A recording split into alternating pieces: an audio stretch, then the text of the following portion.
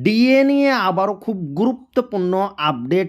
বকেয়া মেটানো থেকে আদালত অবমাননা, ডিএ মামলার চূড়ান্ত রায়দানের আগে বড় আপডেট।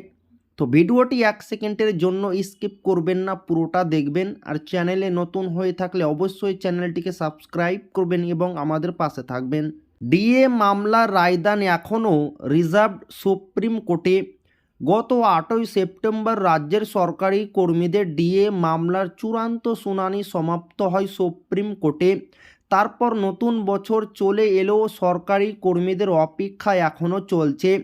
এই মুহূর্তে রাজ্যের হাজার হাজার সরকারি কর্মী তাকিয়ে আছেন সুপ্রিম কোর্টের রায়ের দিকে।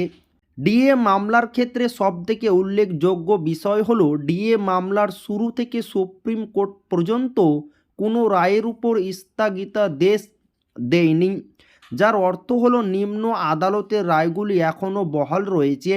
স্পেশাল লিভ পিটিশন বিচারাধীন থাকা অবস্থাতেই সরকারি কর্মীদের মহার্ঘ ভাতা সংক্রান্ত মামলায় দীর্ঘ ও বিস্তারিত শুনানি হয়েছে। অর্থাৎ আদালত অত্যন্ত গুরুত্ব সহকারে গোটা বিষয়টি দেখছে। সরকারি কর্মীদের বকেয়া ডিএ প্রাপ্তির বিষয়টি এই মামলার অন্যতম প্রধান অংশ।